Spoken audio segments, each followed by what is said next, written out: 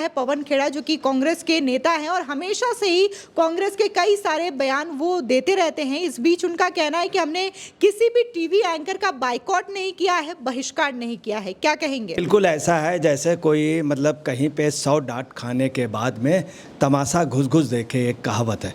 बिल्कुल ये पोजीशन है। ये पवन खेड़ा जी, पूरी कांग्रेस ने कॉन्फ्रेंस की और उनकी बाकायदे कमेटी बनी, उन सब लोगों ने बाइकॉट का वो किया। बाइकॉट का ही नहीं किया, आप समझ लीजिए उसके साथ ही गिरफ्तारी के साथ अरेस्टिंग के लिए और मुकदमा दायर कर दिया और कर्नाटक उसमें मुकदमा दायर कर दिया सुधीर चौधरी के खिलाफ। ये पूरा ये लोग एक्चुअली में मुगालते में थे। जब इनको खुद मालूम हो गया, इनके साथ इनके जो दल थे उन्होंने हाथ खींच लिया और अपने आप इन्होंने डिसीजन ले लिया।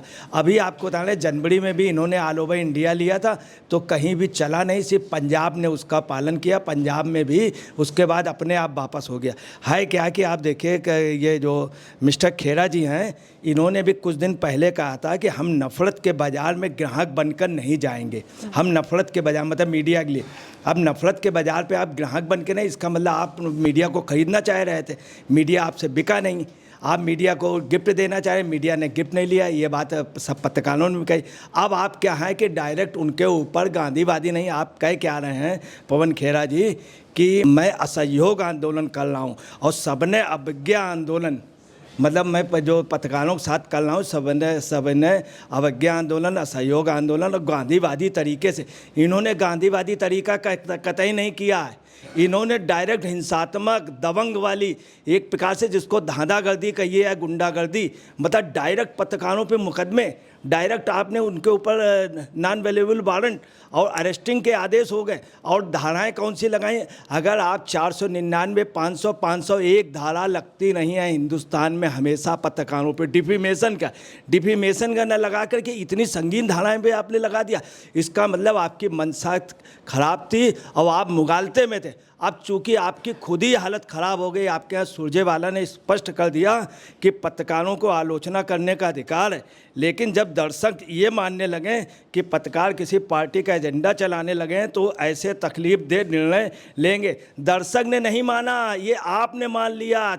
कुछ लोग बैठ गए, सिर्फ कांग्रेस के कुछ नेताओं, पवन खेड़ा, इन लोगों ने मान लिया। ये एक्चुअली में अपनी बात ठीक से कह नहीं पा रहे हैं, अपनी बात ठीक से। इनके यहाँ आप ये समझ लीजिए सिर्फ ये चाहे क्या रहे हैं कि जैसा है बोल दें वैसा छाप दो। आप इनसे कुछ पूछे न, सवाल न पूछिए। सवाल पूछेंगे तो ये जेल में बंद करा देंगे।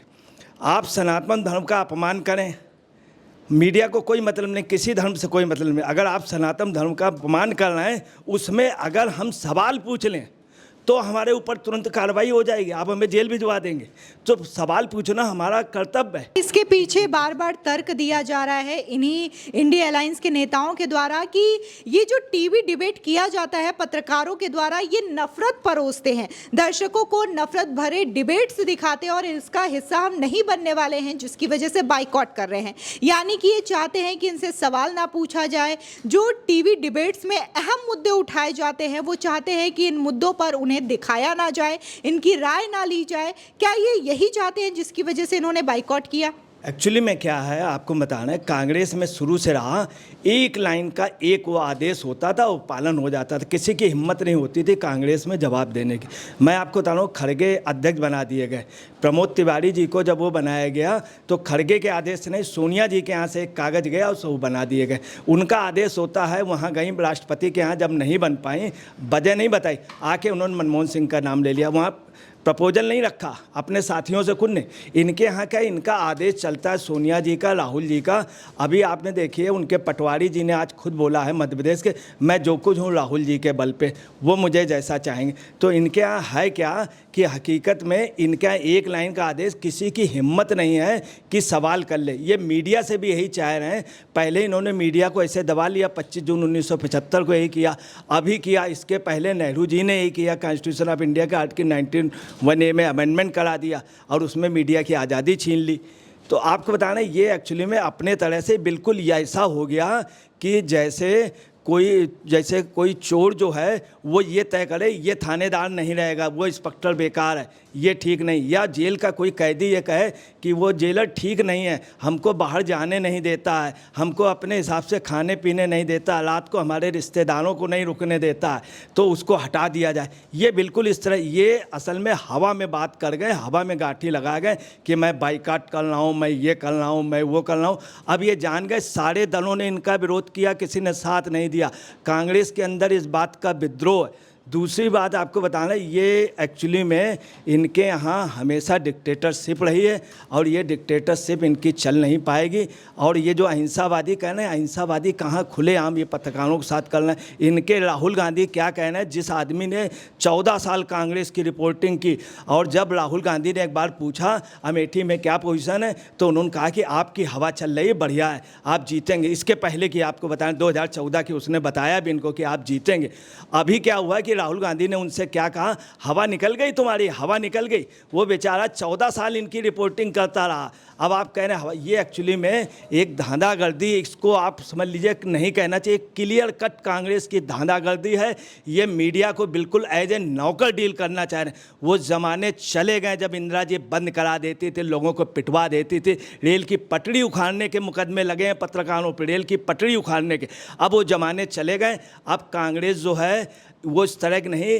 अब आप 2G घोटाला करें, उस समय भी 2G घोटाले के समय मीडिया को रात को उठाया गया था और मीडिया के कई लोगों पे मुकदमे। आपको बहुत छोटी सी बात बता रहा हूँ कि इनके राज्य में उन पत्रकारों के ऊपर मुकदमे चले थे, और ये हुआ था जिन राज्यों में थे, तो वहाँ पर क्योंकि 2G घोटाले का यही ऑपरेशन बोफोर्स वाले में हुई थी। जब बोफोर्स वाला मामला निकालने लगे पत्रकार, तो पत्रकारों पे कार्रवाई हुई। तो ये इनकी शुरू से आदत रही, ये मीडिया को दबाते रहें, वो स्वप्न भूल जाएं, मीडिया को नहीं दबा पाएंगे। मैं आपको एक चीज़ बता दूं ना, पूरे दुनिया का एग्जाम्पल है, मीडिया पे जिसने जिसने बैन लगाया या जिसने भी किया है, आपको बताना है कि हिटलर ने किया था तो जर्मनी में उसमें जो किक होती है स्कूटर के, उसमें हिटलर लिखा रहता था। यहूदी लोगों ने बहुत दिनों तक लिखा।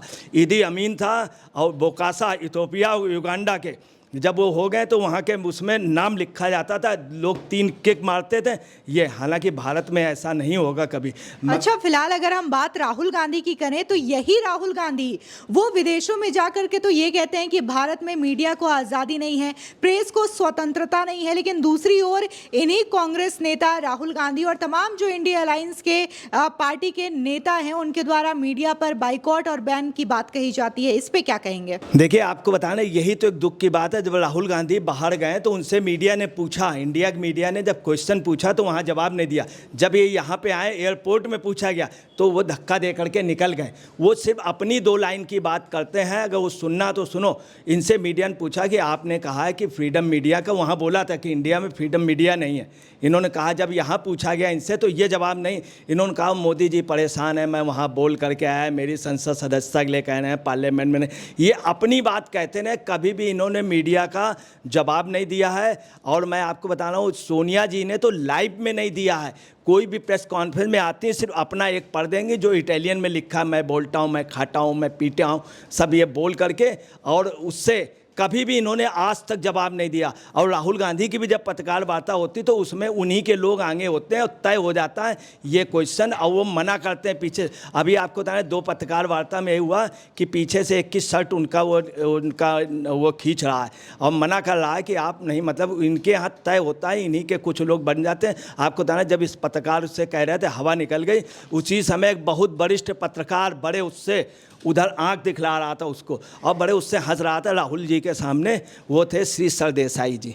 तो ये पोजीशन है, इन्होंने मीडिया को अपने हिसाब से कर लिया। जो लोग चाइना से पैसे ले रहे हैं उनके लिए हिम्मत नहीं है, उनके लिए हिम्मत नहीं। जो खुलेआम, आप समझ लीजिए, जो खुलेआम हो। अब ये चाय क्या रहे हैं, रवीश कुमार जैसे पत्रकार आ जाएं, उनके उसमें यात्रा में तुरंत शामिल हो, लिपट जाएं, उनके साथ चलें, फिर उन्हीं के भाई को कांग्रेस टिकट दे और वो राहुल से वो कहें कि उनको मंत्री बना दो, जबकि विधायक नहीं तब भी मंत्री बना दिए जाएं।